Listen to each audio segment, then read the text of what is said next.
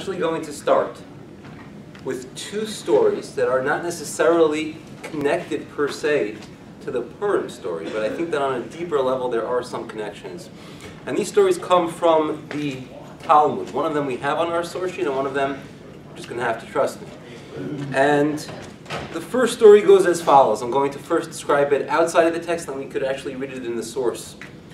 The story goes that a great sage of the Talmud, known as Rabbi Akiva, one of the greatest Talmudic sages, he always said the following statement. He always said, whatever God does is for the best. That was the idiom by which he lived his life. And one day he was traveling. Whenever he traveled, he had a donkey. He used that donkey as a mode of transportation. He had a rooster that would wake him up in the morning. He liked to get up at the crack of dawn to resume his studies. And the good cock-a-doodle-doo would wake him up in the morning. And he always traveled with a candle, a little lamp, source of illumination, so that he could continue his studies past sunset. And he was traveling, he was on the road, and he needed to find lodging for the evening. It was getting close to sunset. He comes to a village. All of the motels, all of the hotels were all fully booked. He figured maybe, it's a great thing by the way, if you're a Jewish traveler and you find yourself stuck anywhere in the world, other Jews will warmly welcome you into their homes. And if they don't, Chabad will, because there are two things that you could find across the world, everywhere. One of them is Coca-Cola, and the other one is Chabad. My friend and colleague Rabbi Burnham said he was certain that when Armstrong landed on the moon, there was somebody from Chabad saying, "Did you lay tefillin yet today?" And Rabbi Akiva was looking for a place to stay for the evening. The hotels were full. He went knocking on Jewish doors, and people were turning him away right and left, and he couldn't understand why everybody who had once been so kind were now being so cruel, and nobody was allowing him to spend the night in their home. Left with no other choice, he heads off into the forest, finds a clearing, and sets up shop. He's going to spend the night in the forest. And all of a sudden a wind, a very strong wind, it must have been a day like today where the winds are whipping up close to 50 miles an hour. So that, for me, that's always a challenge. To keep my kippah on my head on a day like this is not always the easiest thing. A wind comes, a strong gust of wind, and extinguishes his candle, blows it out. He's in total darkness. A lion, fierce lion, jumps out from nowhere, devours his donkey. And then a bobcat comes and eats his rooster. He's there by himself in the darkness with no candle, with no donkey and with no rooster. And you know what he says? Whatever God does is for the best. He goes to the village the next morning, and he sees the place has been ransacked. There are people who have been badly injured and killed. A band of marauding bandits had pounced upon the city the night before, and had Rabbi Akiva been present in that city, he may have encountered harm. And he said, wow, now I see it in front of my eyes. Whatever God does is for the best. Let's read that inside Source 1, Babylonian Talmud, Tractate Brachos 6db. A brisa is a teaching of the Tanoim of the early rabbis in the times of the Mishnah, which happened right before and right after the destruction of the Second Temple. A brisa was taught in the name of Rabbi Akiva. A person should always be accustomed to say, whatever the merciful one does, he does for the best. Like that story involving Rabbi Akiva. For he was traveling along the road. He reached a certain city. He requested lodgings, but no one provided him any. He said, whatever the merciful one does is for the best. He went and slept in the forest. Now he had with him a rooster, a donkey, and a candle.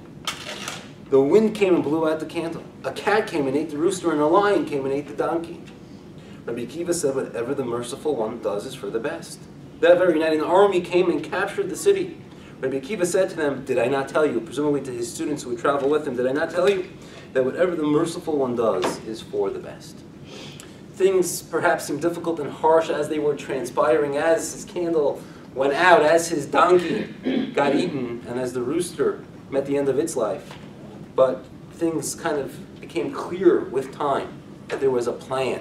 There was a plan that was used to deliver and save him.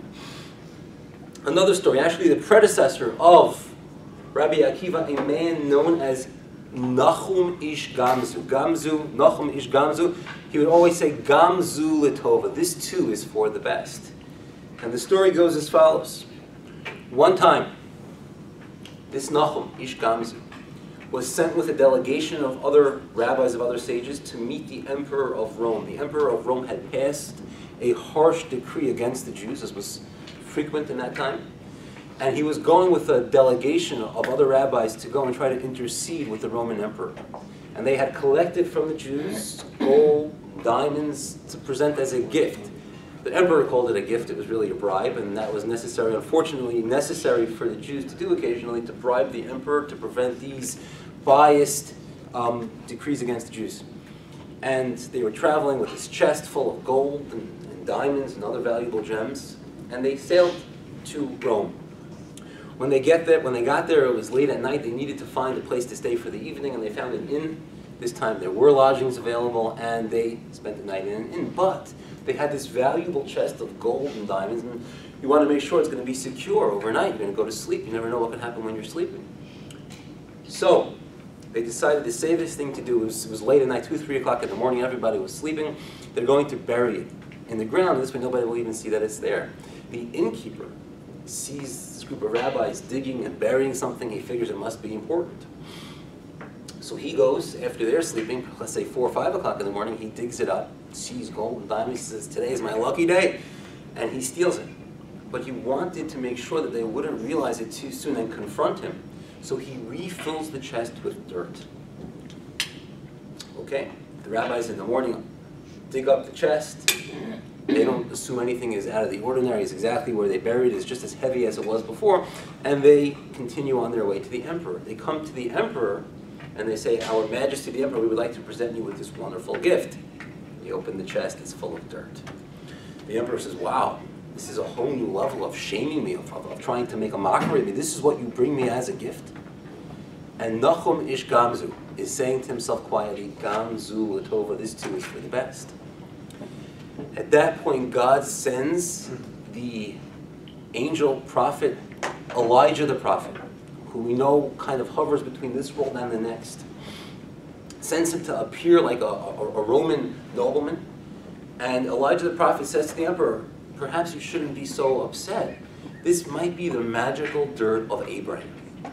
Now, what does that mean, the magical dirt of Abraham? So here's the story. Ladies and gentlemen, the magical dirt of Abraham. We know there is a famous story recorded in the Torah in the book of Genesis, Parsha Lech Lecha. And there it says that there was an epic battle between 4 kings and 5 kings. The 4 kings, despite the fact that they were outnumbered, they were only 4, they were nonetheless strong, and they prevailed over the 5 kings. They captured the nephew of Abraham, a man named Lot. And Abraham said, I have to go, his family, I have to go and get him back and rescue him. And the Torah says that Abraham went to war against the 4 kings and he was victorious. What the Medrash tells us is that the way Abraham was able to win the battle was in a miraculous way. He took dirt and he threw the dirt towards the enemy soldiers, and that dirt became spears, arrows, and daggers, and this was incredible. So Elijah the prophet now, in the guise of a Roman nobleman, says to the emperor, perhaps this is the magical dirt of Abraham. And the emperor says, wow, let's test it out. He was actually in the middle of a war. He sends it to the troops that were on the front. They test it out. Incredible, incredible dirt. It turns into the magical dirt of Abraham. And the emperor says, wow, this is the best gift you could have given me. I'm going to annul whatever decrees we had against the Jews. Moreover, I'm going to fill this chest with gold and diamonds. I'm going to give you a gift in return. They are escorted out of the palace with pomp and fanfare, with tremendous honor. And the innkeeper is saying, wow, what happened? Why are they getting so much honor? And he asked the rabbis, why are you getting so much honor? He says, well, we gave the emperor magical dirt, and it worked out great. The innkeeper is saying to himself, magical dirt? That's the dirt from my backyard! And he goes and he fills up a chest, a wagon load of this dirt. He tells the emperor, I have magical dirt for you. Needless to say, the dirt didn't work, and the innkeeper was severely punished. But again, Nachum ish gamzu throughout the entire episode had this attitude of, this too is for the best. I believe there's a plan in things when they seem difficult. Perhaps God has a plan here. And if I had to say what the story of Purim is all about, it's just about that, which means the Jews were faced with annihilation, with extermination. Men, women, and children were slaughtered for destruction on the 13th day of the month of Adar. And a series of events that perhaps seemed just to go on their own, to proceed one to the next, and just by a very logical sequence, everything for there to be in place to save the Jews. Despite all that harshness, all of those events were there put in place by God to create a scenario of Gamzu Latova. This too is for the best. That's why God's name is not mentioned even once in the Megillah. I'm sure you've heard this before. Out of all the books of Scripture, they all have God's name mentioned. The Megillah is the one book. The Megillah of Esther is the one book where God's name is not mentioned even once. Because he was there, but he wasn't out in the open. He was behind the curtains. And that's you have to look a little bit deeper if you want to see him. It's a custom on Purim. One custom is to eat that wonderful cake called a Hamantashen. Hamantashen has expanded the waistline of many a man.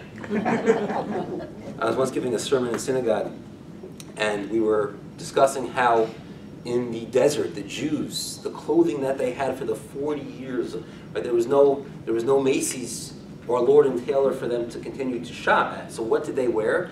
And the Talmud tells us that miraculously, the clothing that they had, it actually was able to grow with them.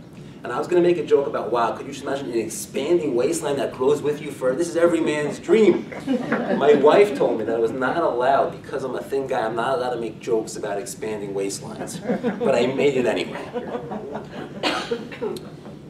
So, Hamantashen. Back to Hamantashen. There's a custom to eat this wonderful thing that makes our waistlines expand. One of the reasons behind that custom is that it used to be that the filling of the Hamantash was not exposed. You couldn't see it, which meant it was like a jackpot. When you picked it up, you didn't know if it was poppy seed or if it was prune or apricot. It was like pot luck. You couldn't see the filling. And the symbolism of that food was the idea of something being obscured from view. God's role in the Purim story was present, but yet obscured, behind the curtains. You couldn't see it visibly, but it was there. Another custom that we have in Purim is to dress up. My 4-year-old son is going to be a fireman. He is really excited about it. He's so excited. We have this cute little costume with a hat, and he needed some kind of, accompaniment, some kind of device to make. So we got him a water squirter, a little water gun to put out the flames with. There's this custom to dress up. Some years my wife makes me dress up. Other years she goes easy on me. I don't like dressing up. It's not my thing. I tell her I'll dress up like a rabbi. She says, "You are a rabbi. That doesn't count." One of the ideas behind dressing up is, again, that same thing, is that we are not visible. Who we are is not apparent to others who are looking at us, just as God's role in the Purim story was obscured, it wasn't visible. I was studying with a friend, a wonderful guy named David Glass. We learn every single Tuesday morning. And we're at the book of Exodus in the beginning. And while we were studying yesterday, we were reviewing how Moses was charged with a mission to go to the Pharaoh and say, God appeared to me at the burning bush, and he has a message for you. Pharaoh, let the Jewish people out of your land, free them from their bondage, from their slavery. And the Torah goes on to say that when Moshe came and delivered that message, the Pharaoh's reaction, Paro's reaction was, wow, if the Jews have time to think about freedom, we got to increase their workload. They're not working hard enough. And they had been building bricks, building buildings, and Pharaoh said, that's it. We have been providing the raw materials, the straw necessary to build those bricks up till now. Not anymore. We're going to make it harder for the Jews. And the Jewish quota of the amount of bricks they needed to produce was exactly the same as it was the day before, and so on, while they were still given the straw. And the Torah goes on to say that the way the system worked in Egypt was, there were Jewish slaves, and there was a foreman, someone who was overseeing the Jewish laborers, who himself was Jewish. On top of that was an Egyptian taskmaster, a slave master. And it says that the Jewish leaders, the foremen, did not want to push the people, overburden the people, and they would absorb the blows that the Egyptians would give them when the quota wasn't met, rather than push the Jewish slave laborers too hard and break them. They were willing to take those blows themselves. That's the story. And David Glass's insight was as follows. When you look at the story there, it seems very harsh. Why did it need to get worse before it got better? Eventually the Jews were freed. But they had to go through this period where the labor became much more difficult. Why? And he had the insight that later on, when the Jews were freed, when they were free men in the desert, and God needed to select leaders for the Jewish people. And Moses was the leader, but there was a structure where there were tribal leaders, so on and so forth. Who were the men that were chosen as leaders?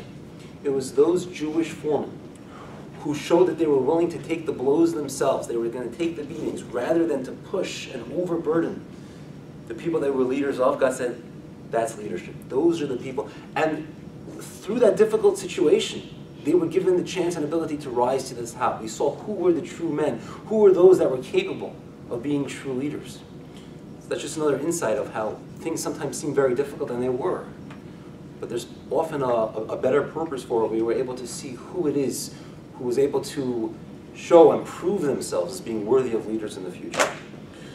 So what I hope to do with you today, in the Purim story, is to go through with you some of the episodes, some of the storyline, and kind of see together how we see God's hand behind the curtains, controlling these events. Some of these events, when you think about them on a deeper level, are completely irrational.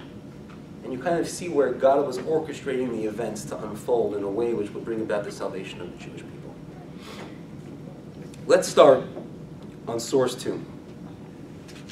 Source 2 is a quote from the Megillah in the very beginning in chapter 1. And it says, while the king had this party for the entire capital of his kingdom of Persia, known as Shushan, and they were drinking, they were partying, and the Megillah says, on the 7th day, when the king's heart was glad with wine, he asked his 7 advisors to bring his wife, Queen Vashti, before him in her royal crown, to show the people and the officers her beauty, for she was truly beautiful. But Queen Vashti refused to come at the king's command, and the king became incensed, and his anger flared up within him. That's the quote. 3 questions on these verses. Question number 1. It says, on the 7th day when the king's heart was glad with wine. Now he was drinking. He was drinking like a sailor. Day number 1, day number 2, day number 3. Did it take till the 7th day for his heart to get glad with wine? What message is the Megillah telling us when it speaks of something significant about the 7th day? Isn't the 7th day Shabbos? Exactly. Wow. Yeah. Excellent. Yes, we have scholars in this room. I know we've been studying the Megillah, and that's going to be the answer. There's special significance. The 7th day is the Shabbos, which, by the way, once we digress, is a fascinating thing about the Shabbos. When you look at every block of time that we have, a day, there's some kind of astrological phenomena that happens in a day. The earth rotates once, and that's why we have what we call the rising and the setting of the sun. It's really the angle, which part of the earth, of the globe, is exposed to the sun. Over the course of a month, especially a lunar month, we have the waxing and the waning of the moon, and the year is where the earth has made one full orbit around the sun. So we understand how we've developed those increments of time based on the astrology of it all. The interesting one is the week. The concept that the entire world, just about, has a 7-day work week. Like, where'd they get that notion from? Maybe there should be 10 days in a week. How did that develop? And that to me is a very strong support that the Torah was really the foundation of society, and everyone kind of adopted that idea that the Torah says God created the world in 6 days and rested on the 7th. The Torah is the source of the notion. I would like to put forth that it is the source of the entire world celebrating a 7-day, not really celebrating, but kind of living by a 7-day work week. Good, so that's question 1. What is the significance of the 7th day? Question 2. He gives specific command that she should come in her royal crown. Didn't she always wear her royal crown? Especially this was an important state party going on over here. Of course she would come in her crown. Why is the king giving special mention to the fact that she should come in her crown? Alyssa? Nothing else. Amazing. Yeah. Yes. You know, we're going to see why that is. But the command was to come just with her crown and her birthday suit and nothing else on. In school, people usually get the PG version. If you want to hear the real story as it went down, you got to come here to these lunch and you hear exactly what happened.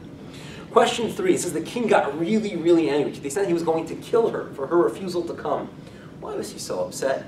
You know, okay, so she said no. She said no. I got a headache. I can't come to the party right now. I'm putting my makeup on. Husbands could wait, if they were to tally up all the amount of minutes they've spent waiting for their wives to put on the makeup, it could only, by the end of a lifetime, it could be a year, you know? So, yeah, she's putting on her makeup, she's delayed, she'll be right with you. Well, why is he so upset?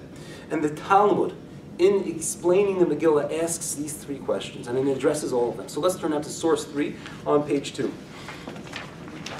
And we're going to read this little snippet of the Talmud together.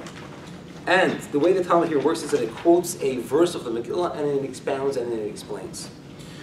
On the 7th day when the king's heart was merry with wine, asks the Talmud, was his heart not merry with wine until now? Rava says, the 7th day was the Sabbath. For when Jews eat and drink, they begin discussing words of Torah and words of praise to God. But these idolaters who eat and drink begin discussing only indecent matters. It's going to tell us about the discussion that was happening at this party. But just as an aside, the Talmud tells us that a person can be seen, we could gain insight into a person in 3 ways. And in Hebrew, those 3 words are so similar, so I'll quote them in Hebrew. Bekiso, bekaso, ubikoso. Now what does that mean? Koso means, a kos is the Hebrew word for a cup. Kos is, if you ever in Israel and you would like a cup of water, kos mayim would be the way you would ask for a cup of water. And then you would say todah, which means thank you. Kos means a person's cup. If you want to gain insight into who a person is deep down without their facades and shells that they put up, look at them when they drink. How do they act after they've imbibed a large quantity of alcohol? Are they complimentary? Are they nice? Are they wonderful and sweet? Or do they become something uglier?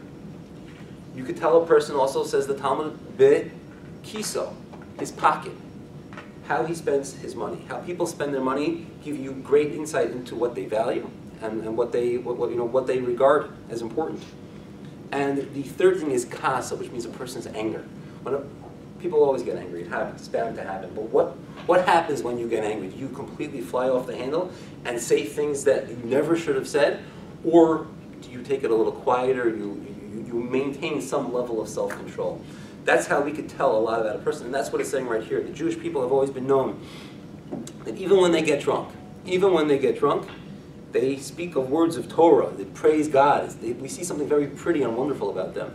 As opposed to these idolaters that were at this party, the conversation turned indecent.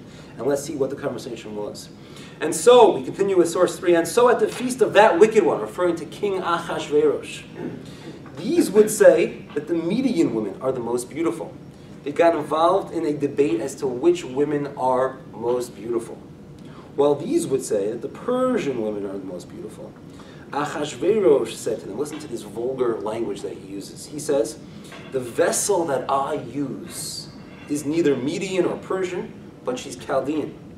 And she is the most beautiful. Look at that. Meaning, when you speak of vulgarity, to turn a woman into an object, when we're starting, the vessel that I use, horrible, terribly horrible, and we're going to analyze his phraseology, why he chose that phrase. She's the most beautiful, claims the king. Is it your wish to see her? Do you want to see the queen? I'll prove to you she's the most beautiful, he says. And they said to him, yes, provided that she is naked. Now, what does that mean? Well, they said to the king, of course she'll look the best, and of course you're going to win this debate because she has the budget for the royal wardrobe, right? So of course she'll look great. So he says, okay, fair enough, she'll come without the clothes. And that is why the Megillah says, with the royal crown, is to call attention to the fact that she was going to be wearing the crown and nothing else. The Megillah now goes on to explain what the significance of the 7th day being Shabbos was, as follows. For with the measure that a man measures, they, referring to the heavenly tribunal, measure out to him. This teaches us that the wicked Vashti used to bring Jewish girls and strip them naked and make them work on the Sabbath. She was not a nice person, to say the least. She was anti-Semitic. She would take Jewish girls, and she knew that they valued, that they honored the Shabbos. They wanted to celebrate it and observe it.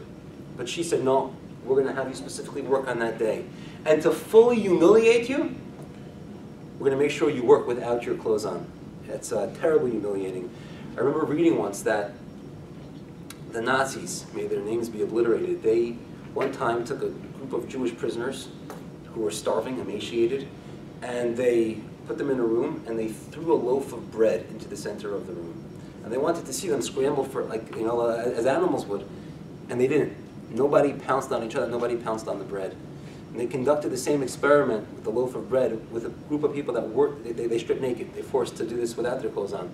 And people just dove for it. When you force a person to remove their clothes, it takes away their human dignity.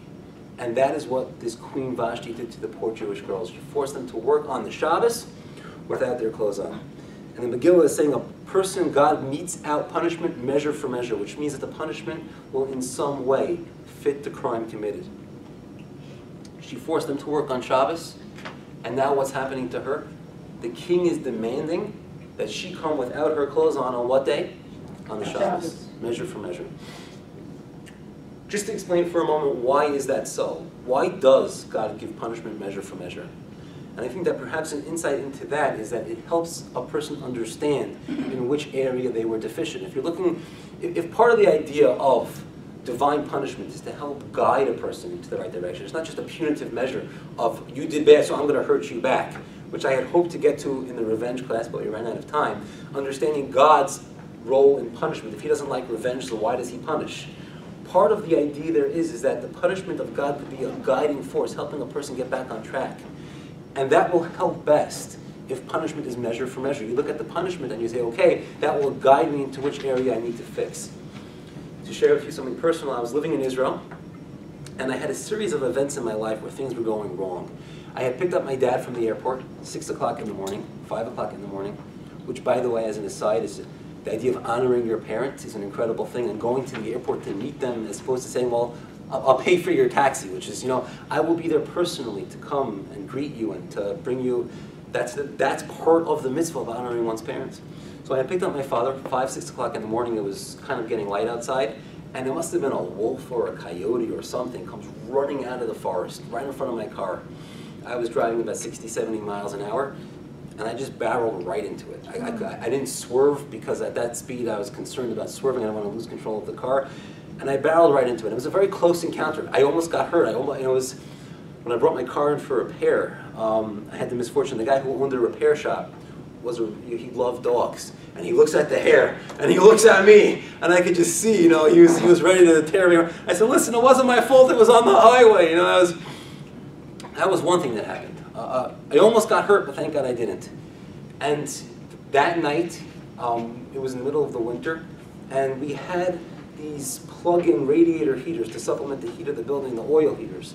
And there's a mechanism in that heater that when it gets to a certain level of heat, it shuts off, it stops heating. It broke, and this heater was in my children's room, and it kept heating, and it kept heating. And when you keep heating oil, it first smokes, and then it bursts into flames. And thank God I woke up, it was in the middle of the night, it smelled an acrid smell of smoke, and I rushed to their room and I saw the heater was smoking, and I unplugged it before. But it was perhaps just minutes before we had a real catastrophe on our hands. And then the next day, I almost lost a very large amount of money, but was saved. 3 things that were almost. And I said, listen, you know, I'm not one of these, you know, very nervous people, you know, I am not at all superstitious in any way, but God's trying to tell me something over here. And I went to my rabbi, to my mentor, to my teacher, and I told him these episodes, and I said, please, what is the message here for me? And listen to what he said. He said that all of your 3 things, you almost fell off the cliff. You got to the edge, and you almost, but you were saved at the last minute. And he said the idea of the rabbinic commandments that we have, we know in the Ethics of Our Fathers it says, the whole idea behind those rabbinic regulations is to build a fence around the Torah, to make sure that you don't transgress the Torah violation. They want to keep you far away from that. So for example, one idea of a rabbinic law would be, if there's an apple or a lemon growing on a tree on Shabbos, you're not allowed to pick the apple on Shabbos. That's a Torah forbidden law on Shabbos. But I just want to smell it. A beautiful fragrance of the lemon on the tree, I just want to smell it. Torah doesn't prohibit that. But the sages were concerned that if you were to smell the lemon, your next move might be to pick it. So they created these safeguards around the Torah laws. And he said to me, he believes that the message here is that I need improvement in the rabbinic laws, because all of these 3 things, I came just to the edge and I didn't fall off, That's symbolic for the rabbinic laws. And he said perhaps that's the message. So just to show some insight in the idea of God guiding a person through punishment, measure for measure, sometimes you could learn from whatever is going wrong where you need to improve. And that's what happened here with Vashti. And she refused to come. So we've answered so far 2 questions. We've answered the significance of the 7th day is measure for measure. She was punished, ordered to come without her clothes on the same day that she forced Jewish girls to do the same. And it explains why she's told to come with her crown and nothing else. Let's get the answer to the last question. Why was the king so upset? And the quote from the Talmud continues, and Queen Vashti refused. The Talmud has a question. Why did she not come? We know, says the Talmud, that she was a lewd woman. She was promiscuous. As a matter of fact, she set up a party for the women right next to where the men were because they were hoping to get some kind of situation going on where the men and the women would hook up with each other. So the Talmud says, now she was a lewd woman. As the master said, both intended to act immorally. Both the queen and the king set up this party in a situation that the locations were engineered in a way where they were hoping something would happen. If so, what is the reason that she did not come? Rabbi Yossi Bar Chanina said, this teaches that she broke out in leprosy. God punished her, and at that very moment when she was hoping to come and show everyone just how beautiful she was punished by an angel who struck her with leprosy. In a brisa, it was taught the angel Gabriel came and made her grow a tail. Now that is not in vogue in any circles whatsoever. And that's why she didn't come. But why did the king get so upset? Continues the Talmud, so the king became greatly incensed. Why did his anger burn within him so much, asks the Talmud, and it answers. Rava said, Vashti sent him a message. She says to him, you stable boy of my father.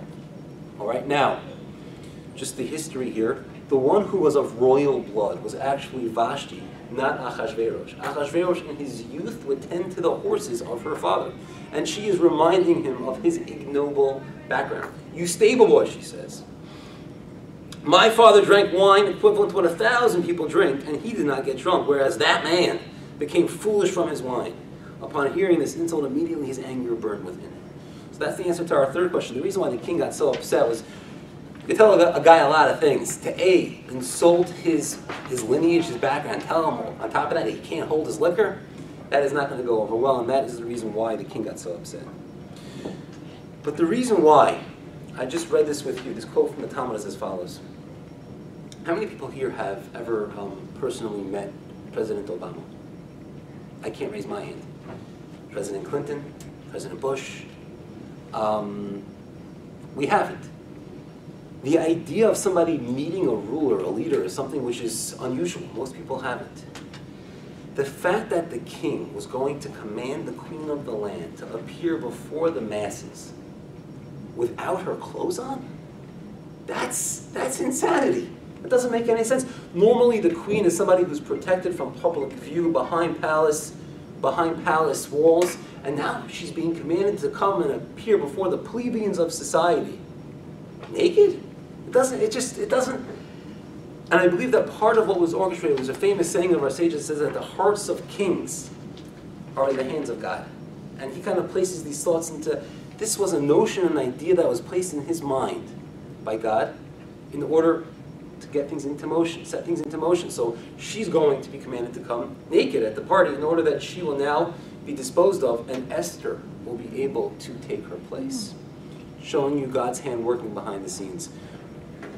One other thought, the king's phraseology, the vessel that I use, vulgar, terrible, but strange. People don't usually use that phrase, even when they want to speak it. They'll find another vulgar way to speak.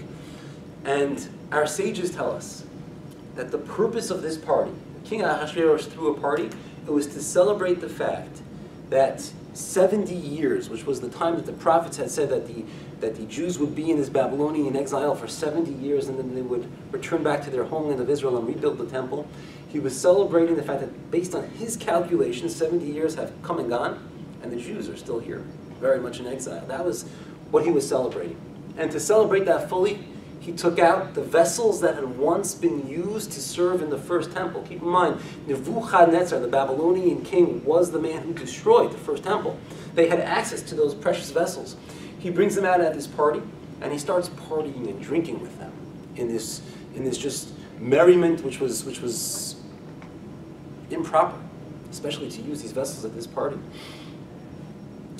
And God is now punishing him measure for measure.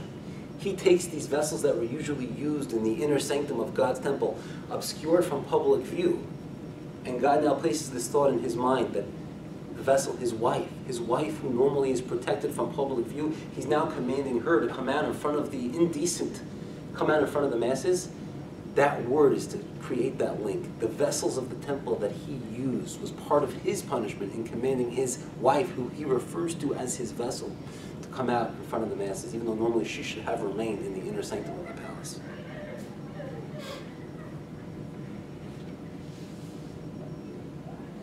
Let's move on now to source number 4 on page 3.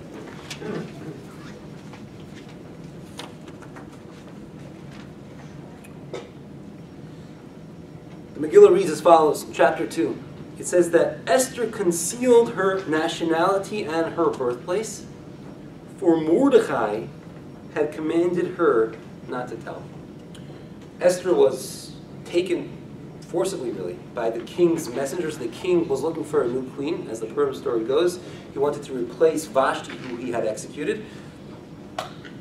And he sent down messengers to go and conscript the beautiful single women of the land. Bring them all into the harem, try them all out, pick which one he liked the best. Vile guy. And before Esther left home, Mordechai, her relative, tells her, do not tell anybody of your background, of your identity, from which nation you come. Never divulge that information. What's not clear in the Megillah, though, is why that was so important to Mordechai. Why did Mordechai give her this command, this instruction, to not tell anyone that she's Jewish? Any thoughts, anyone? Why could not Esther tell people that she was Jewish? Why was that important to Mordechai? All right, so some people have suggested over the years, well, if she's Jewish, she's not going to get taken, she's not going to get chosen. And that would be a good thing. But I would counter to that exactly as Alyssa Kaldanan just said. That would be a good thing. She didn't want to get taken, she didn't want to get chosen. She was a nice, fine Jewish girl, and the idea of living with this vulgar man as a husband, who happened to have been the king, didn't speak to her. She would rather live a modest, simple Jewish lifestyle in the Jewish community. She didn't want to be queen. So it can't be, in my opinion, that the reason why she can't tell that she's Jewish is because she's afraid she won't get chosen. That would actually be to her advantage not to get chosen. So one of the greatest commentaries on the Megillah, besides I know the Me'am Loes that Rabbi Burnham is running a series on now, Rabbi Eliyahu of Vilna, the Vilna Gaon. In Hebrew, a Gaon means somebody who is brilliant. And in Vilna, in the 1700s, there lived a man named Rabbi Eliyahu, and he became known as the Vilna Gaon, the brilliant one of Vilna. He wrote a commentary on the Megillah, and he explains as follows. He says that Mordechai did his best to hide Esther. The king's messengers and soldiers were scouring the kingdom looking for beautiful girls, and Esther, she fit that description. She was a beautiful young lady. And Mordechai didn't want her to get taken, so he hid her in some dark cellar, and to make sure, if you have to rough it for a few weeks, a few months, to save you for the rest of your life, keep in mind, just to show you the depravity of Achashverosh, once he slept with any of these girls, they were taken to a second harem. Because once you were intimate with the king, it would be unbefitting to be with any other man. That would, right, a woman that he saw was going to be with another man. So it was just, to be chosen was terrible. It says that fathers, not just Mordechai, many fathers tried to hide their daughters, because even if you wanted your daughter to be queen, the chances of that happening were very slim, almost as much as Marco Rubio now winning the election. Yeah, because fortunately he couldn't win his own state, but I gotta avoid politics. I'm sorry. I will undoubtedly offend somebody, so I'm going to stay away from that. But even non-Jews didn't want their daughters to be taken. So Mordechai hid Esther for several weeks, for several months. And word got out. The king's messengers heard that there was this beautiful girl who they weren't able to locate. And they were searching and searching. Eventually they opened the cellar door and they meet Esther in hiding. And Mordechai was concerned that if the king's authorities had found out who her family was, that means those were the people who were responsible for hiding her, there would be repercussions. The king would take measures against them. And that was Mordechai's concern. He wanted to protect himself, he wanted to protect the Jewish people. Don't say who your nation is. Okay. Esther kept her word there. She listened to his advice. But here's an insight that the Vilna Gaon, Rabbi Eliyahu of Vilna, adds. He says that once Esther was chosen as queen, and she very much found favor in the eyes of the king just wanted to know who her family was so that he could reward them. He wanted to send lavish gifts to her family. This is his prize queen. He loves her. Let me send something back home to your family. Esther, though, said, even so, Mordechai had told me not to say who my nation is. I'm going to keep quiet. I'm going to listen to Mordechai was a sage. We're going to learn soon that he was one of the members of the highest Jewish court, known as the Sanhedrin. And she said, when a great man tells you something, you don't scrutinize his reasons, so perhaps his reasons don't apply anymore. I'm going to listen to that. And just think for a moment, what would have happened if Esther didn't have that kind of humility? She kind of was willing to accept something even though she didn't really understand the reasons anymore. But Mordechai said, and I'm going to listen to it. If she didn't have that kind of humility, what would have happened? Haman was a smart man, a wily guy. Had he known that the queen was Jewish and he wanted to kill the Jews, he would have first had to figure out a way, some plot, how to dethrone Esther, and he probably would have been successful in doing so. He was Haman. To be really wicked, you need to be brilliant. That's when you look at some of the really ruthless, wicked people of history, they were usually not fools. They were usually smart men. And he was a smart man. He would have gotten rid of her, and they would have come after the Jews, and then Esther wouldn't have been in place to bring about the salvation.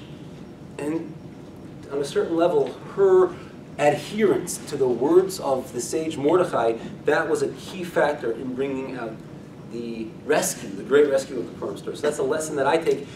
I'm going to be careful not to smell lemons on Shabbos. Even though I'll say to myself, well, I know I'm not going to pick it, so everything should be good.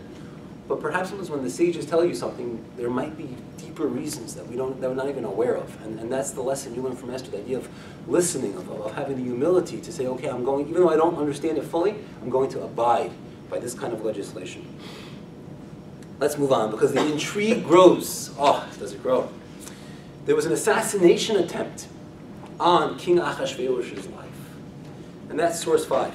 It says, in those days, while Mordechai was sitting at the palace gate, 2 palace guards, servants in the palace named Bigson and Seresh, 2 of the king's chamberlains of the guardians of the threshold. That means the threshold is always the entranceway into the room. They guarded the entranceway of the room.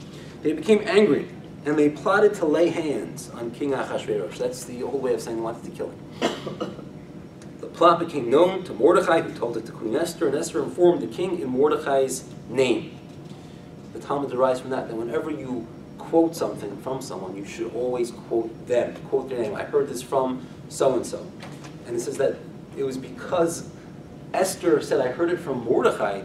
That's why down the line when the king was reviewing the book of remembrances, he sees that Mordechai once saved his life, and that's what brought about, the idea that it was Haman parading Mordechai through the streets on a royal horse. But that aside, they wanted to kill him. Mordechai told the king about the plot. The matter was investigated, it was corroborated, and they were both hanged on the gallows. It was recorded in the book of Chronicles in the king's presence. That's the source. What the Megillah does not state clearly, though, is why did they want to kill a king? Usually when you want to kill the most powerful man in the world, there will be some motivating force to do so, right? Whoever killed JFK, I don't know who it was, but he had a good reason why he did it. It might have been a political reason, it might have been some reason there. You don't just go and assassinate or try to assassinate the world leader, the most powerful man in the world, without a good reason for doing so. Talmud asks, why is it that these 2 men wanted to kill the king? And that brings us to our next source. On page 4.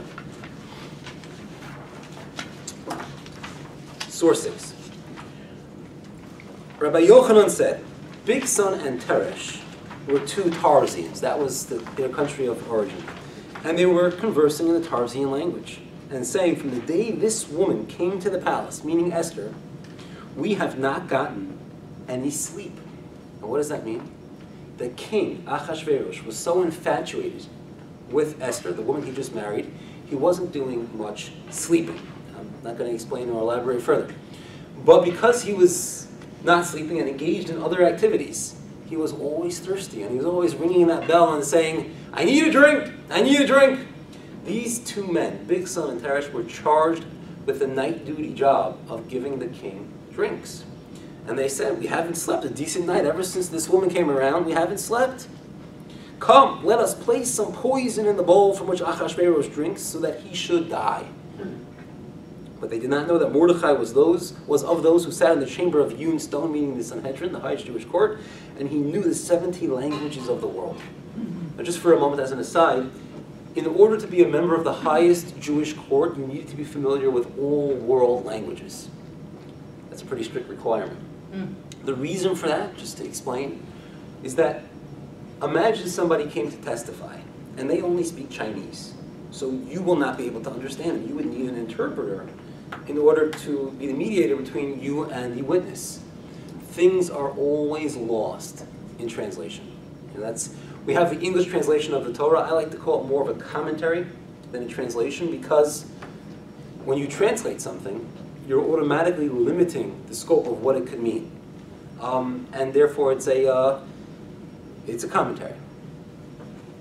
Because it was so crucial to hear directly from the witness what, exactly with all the nuances of what the witness was saying, you needed, as a member of this highest Jewish court, you needed to be familiar with all the languages. And this way, no matter who came to testify, you wouldn't need an interpreter. You could hear the testimony from the witness directly. So Mordechai was a member of the Sanhedrin, and hence he understood their Tarzian language. And they were having this conversation openly in front of him because they didn't know that he spoke their language.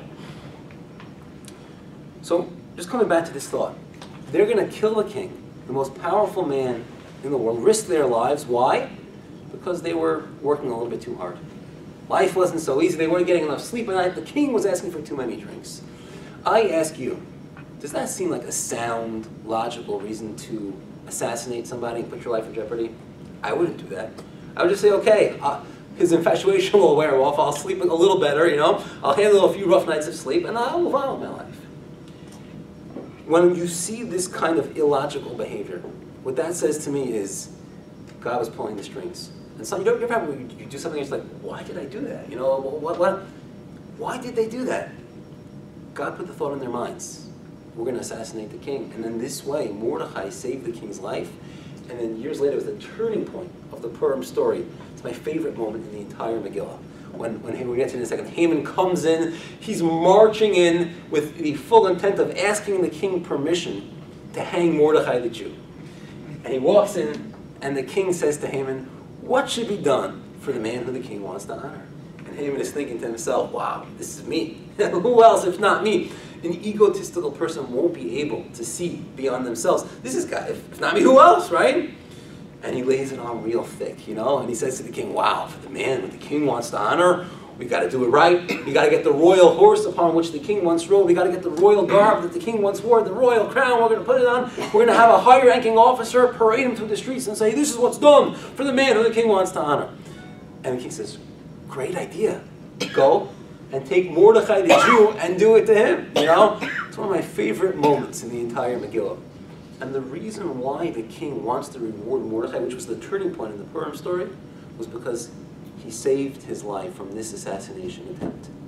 And I believe that God put that thought into the hearts and the minds of Big Son and Sarisht to pave the road for Mordechai to be able to ride that horse towards the end of the story. We're going to end with one final source, and this perhaps is the strongest of them all, which just shows you that God is pulling the strings and running the show. It begins with source number 7. And it says that Haman was flying high. He had just been invited to the first party where the Queen Esther, invited exclusively just him and the king. Just the three of them were the exclusive members who were invited to the party. And he's feeling great about himself. He's walking back home. He sees Mordechai the Jew refusing to bow down to him. He comes home to his wife and he says, I have everything, but just, that one man is ruining I can't appreciate anything I have because that one Jew is ruining it for me. And his wife gives him advice. Source 7, then his wife Zeresh and all his friends said to him, let a gallows be made 50 cubits high, and tomorrow morning speak to the king. Important phrase to note, tomorrow morning, she says. Speak to the king, and have them hang Mordechai on it. then in good spirits accompanying the king to the banquet, the second banquet, and this suggestion pleased Haman, and he had the gallows erected. Good plan. What actually happens? Source 8. The Megillah says, and this is the turning point in the Megillah story, the person who reads the Megillah in the synagogue actually raises the octave of his voice. He will speak on a higher decibel when he gets to this point to let people know that this is the changing point, the tipping point of the story. That night, the king could not sleep, so he ordered that the record book, the chronicles, be brought and read before him. There it was found recorded that Mordechai had denounced Bigsan and Seresh, two of the king's chamberlains, who had plotted to lay hands on King Ahasuerus. What honor or dignity has been conferred on Mordechai for this? Asked the king. Nothing has been done for him, replied the king's pages. The king says, who's in the courtyard? He hears noises, he hears rustling in the bushes. Who's there, he asks. He's scared, suspicious. Now Haman had just come into the outer courtyard of the palace to speak to the king about hanging Mordechai in the gallows that he had prepared for him. Did he listen to his wife's advice? His wife had said, in the morning. What did he do? It was the middle of the night and the king could not sleep. Implies, if the king was suffering, nobody suffers from it. Are we suffering from insomnia right now because we're not sleeping? No, we're awake. This is it. But to say somebody is suffering from insomnia means at a point when they normally would be sleeping. The king cannot sleep means it was an hour that he normally was sleeping. So did Haman listen to his wife's advice? And the answer is no. And my wife always, she reminds me of this important source. He didn't listen to his wife's advice, and look what happened. It reminds me of her favorite joke, and I apologize, some of you may have heard it from me before, but it's funny. My wife's favorite joke is as follows. The governor, did we ever do this joke before? The governor is traveling, he had been at an event, a political event, he's traveling home with his wife.